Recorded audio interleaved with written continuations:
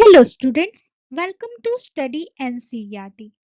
आज राजनीतिक सिद्धांत एक परिचय जो कि क्लास 11th एनसीईआरटी का फर्स्ट चैप्टर है पॉलिटिक्स का, उसको डिस्कस किया जाएगा। उसके हर एक कॉन्सेप्ट और नोट्स को यहाँ पर क्लियर कर दिया जाएगा, जो कि बोर्ड एग्जाम्स और अन्य कॉम्पिटिटिव एग्जाम्स जैसे कि एसएससी, रेलवेज, यूपीएससी, स्टेट पीएससीज और बैंकिंग, डिफेंस एक्सेट्रा एग्जाम्स के लिए इम्पॉर्टेंट है।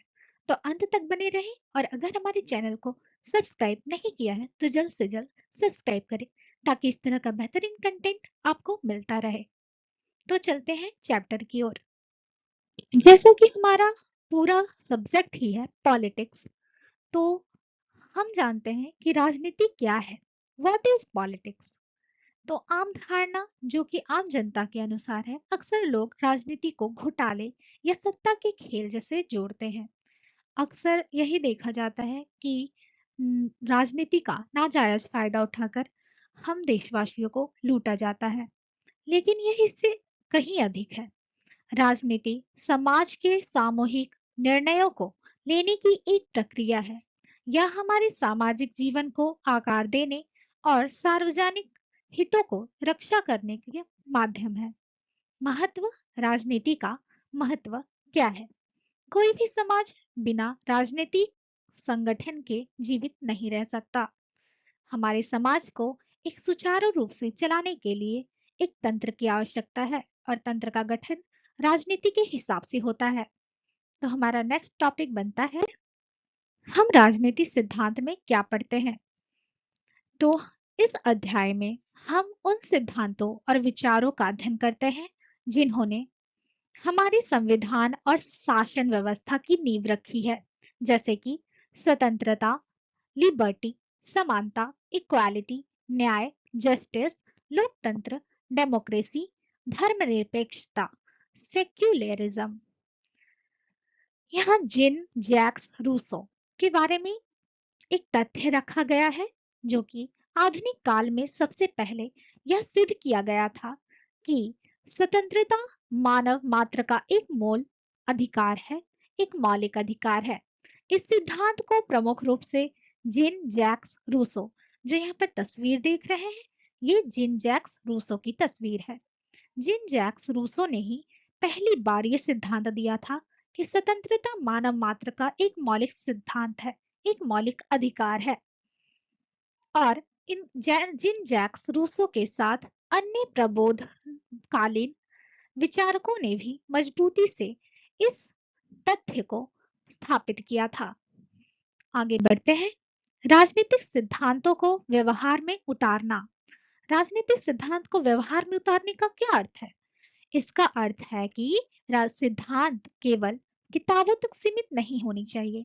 ये जो राजनीतिक सिद्धांत है वो सिर्फ किताबों तक नहीं बल्कि हमारे जीवन में लागू होनी चाहिए।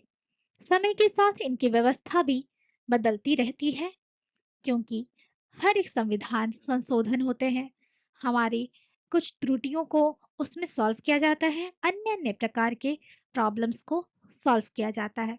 उदाहरणतः समानता का अर्थ केवल समान अवसर नहीं है, बल्कि विकलांगों या कमजोर वर्गों के लिए विशेष सुविधाओं को भी समानता के दायरे में लाया गया है। जो समानता का अर्थ है वह समान अवसर ही नहीं बल्कि विकलांगों और कमजोर वर्गों के लिए, जो हमारे समान लोगों से पीछे हो जाते हैं, उन्हें विशेष सुविधाएं प्रदान करना ही समानता के दायरे में लाया गया है। चौथा नंबर कॉन्सेप्ट, हमें राजनीतिक सिद्धांत क्यों पढ़ने चाहिए। पहला नंबर, तो राजनीतिक सिद्धांत नहीं पढ़ेंगे तो एग्जाम कैसे देंगे, इसलिए एग्जाम के लिए सबसे महत्वपूर्ण है। मगर आप एग्जाम में ये नहीं लिखिएगा कि एग्जाम के लिए पढ़ रहे हैं। राजनीतिक सिद्धांत इसलिए पढ़ना आवश्यक है क्योंकि यहाँ से तर्कसंगत सोच, बहस की कला, संविधान को समझने और भविष्य की तैयारी के लिए आपके दिमाग में एक अच्छा विकास होता है। जैसे कि तर्कसंगत सोच, यह हमारे जागरूक नागरिक बनाता है। जो तर्कसंगत सोच है यह हमें एक जागरूक नागरिक बनाता है ताकि हम सही और गलत में फर्क कर सके। बहस की कला, यह हमें सिखाता है कि कैसे अपने विचारों को तर्क के साथ पेश करना चाहिए। संविधान को समझना हमारे मौलिक अधिकारों के पीछे की मूल भावना को समझने में मदद करता है। कौन? राजनीतिक सिद्धांत। भविष्य की तैयारी, यह सरकारी नीतियों के मूल्यांकन और लोकतंत्र को मजबूत बनाने के लिए जरूरी है। पांचवा टॉपिक, क्या राजनीतिक सिद्धांत प्रासंगिक है? कुछ लोग तर्क देते हैं कि अब हमें आजादी मिल गई है तो सिद्धांत की क्या जरूरत। स्वतंत्रता और समानता जैसे मूल्य आज भी प्रासंगिक है, क्योंकि नए नए खतरे सामने आते रहते हैं, जैसे कि इंटरनेट पर निजता का खतरा या आर्थिक असमानता। मतलब राजनीतिक सिद्धांत जरूरी है, क्योंकि भले ही हमें आजादी मिल गई है, मगर सिद्धांत आवश्यक है ताकि हमें जीवन के अन्य नए खतरों का सामना करना किस तरीके से पड़े, तो उसके लिए हमें राजनीतिक सिद्धांत की आवश्यकता पड़ती है। यहाँ पे एक व्यक्ति है जिसका चित्र पेश किया गया है, कार्ल मार्क्स। इनका नाम कार्ल मार्क्स है। इन्होंने एक तथ्य रखा था, समानता ही स्वतंत्रता का आधार है। कार्ल मार्क्स ने समानता और स्वतंत्रता के बीच के गहरे संबंधों को बहुत ही तार्किक ढंग से समझाया था। उन्होंने तर्क दिया था कि समानता के बिना स्वतंत्रता अधूरी और केवल एक दिखावा है। समानता ही स्वतंत्रता का आधार है। इनका कहना था कि जो स्वतंत्रता स्वतंत्रता की नींव है, वह समानता के बिना स्वतंत्रता अधूरी है। यह स्वतंत्रता केवल दिखावे भर रह जाती है अगर आपके पास समानता नहीं है। इसलिए अगर स्वतंत्रता है और साथ में समानता है, तभी स्वतंत्रता और समानता एक दूसरे को पूर्ण करती है और इसका सही अर्थ निकालती है। अब नेक्स्ट टॉपिक पर चलते हैं, जो कि महात्मा गांधी ने राजनीति के बारे में एक बहुत प्रसिद्ध टिप्पणी की थी। वह क्या किया था, आइए जानते हैं। गांधी जी का मानना था कि राजनीति को जीवन के किसी भी क्षेत्र से अलग नहीं किया जा सकता, बल्कि राजनीति जीवन के हर क्षेत्र में लागू होती है। उन्होंने कहा था कि राजनीति ने हमें सांप की कुंडली की तरह जकड़ रखा है, इससे जूझने के अलावा कोई अन्य रास्ता नहीं है। अर्थात जीवन के हर क्षेत्र में राजनीति सांप की तरह बैठी हुई है और इसको हमें अच्छी तरीके से सॉल्व करना चाहिए, नहीं तो इसे एक बुरे किस्मत की तरह जूझने के लिए अन्य रास्ता नहीं बचेगा। गांधी जी ने अपनी पुस्तक हिंद स्वराज में वास्तविक स्वतंत्रता या स्वराज के अर्थ की विवेचना इस प्रकार की थी। स्वराज से मेरा तात्पर्य यह है कि जब हमें अपने ऊपर शासन करना सीखते हैं, तभी वह स्वराज्य है।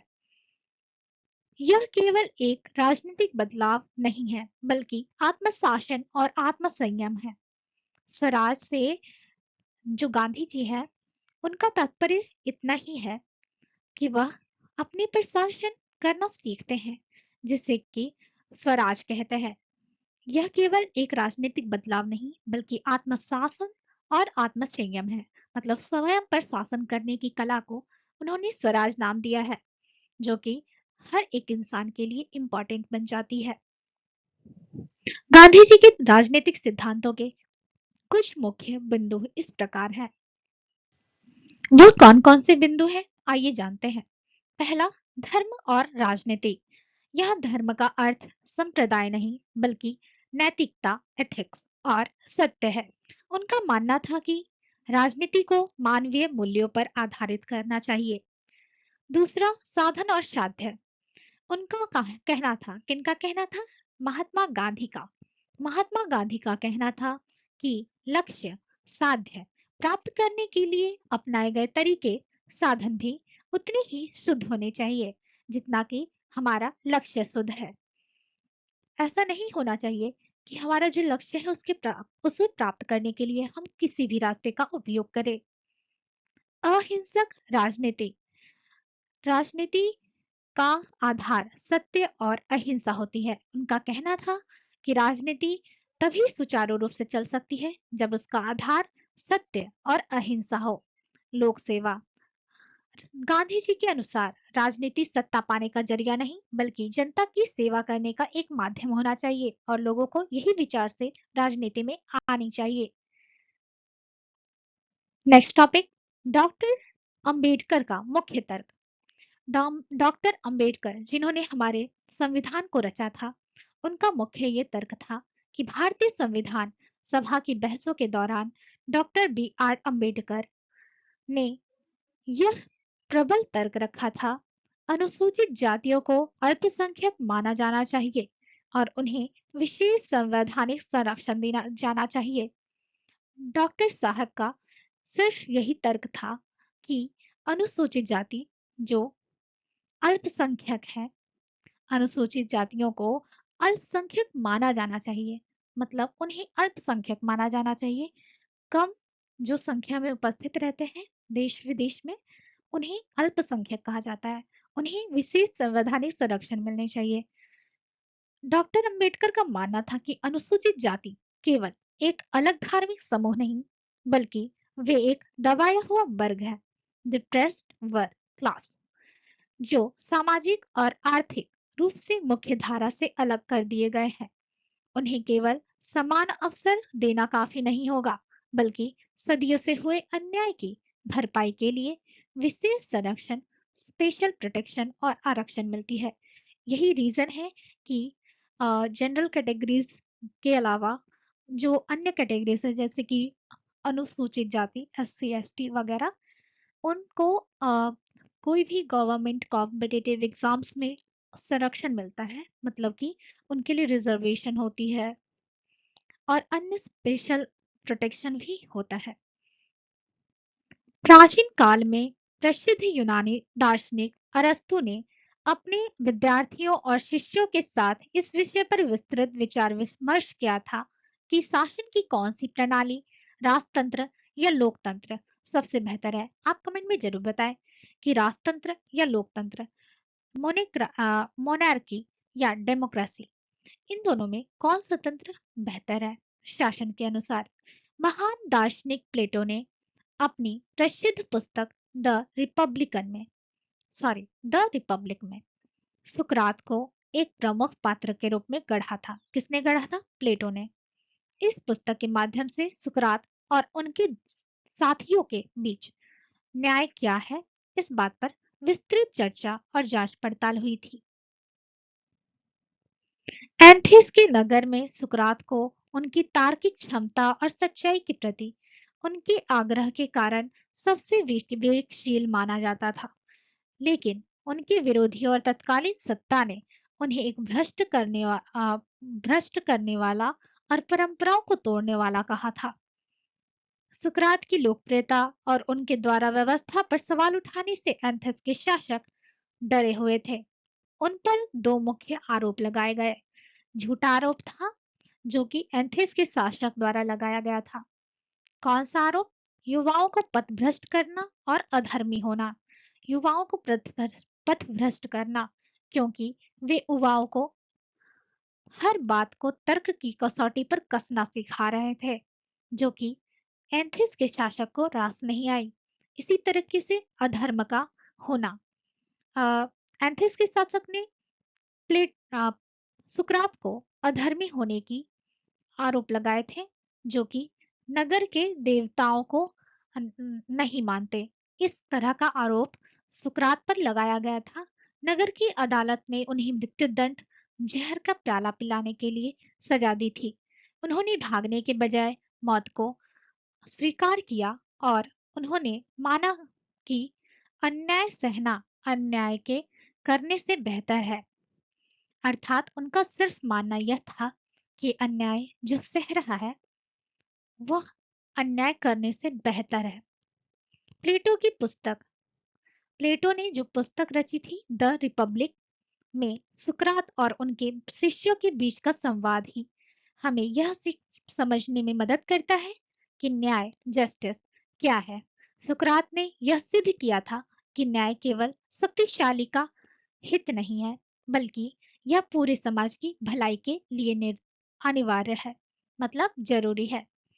इस तरीके से हमें शिक्षा मिलती है कि सुकरात ने एक शक्तिशाली का हित ना मान के एक पूरे समाज की भलाई के लिए सच्चाई का रास्ता अपनाया। इस तरीके से हमारा पूरा चैप्टर कंप्लीट होता है। इसके हर एक कॉन्सेप्ट को यहाँ पर बारीकी से पॉइंट वाइज क्लिक करके समझाया गया और यहाँ नोट्स भी आपको दे दिए गए। तो हमारे चैनल को सब्सक्राइब करें, लाइक करें और शेयर करें। और कोई भी डाउट हो तो आप कमेंट करना ना भूलें। I will reply. Thank you. और हमारे चैनल को सब्सक्राइब करें। धन्यवाद।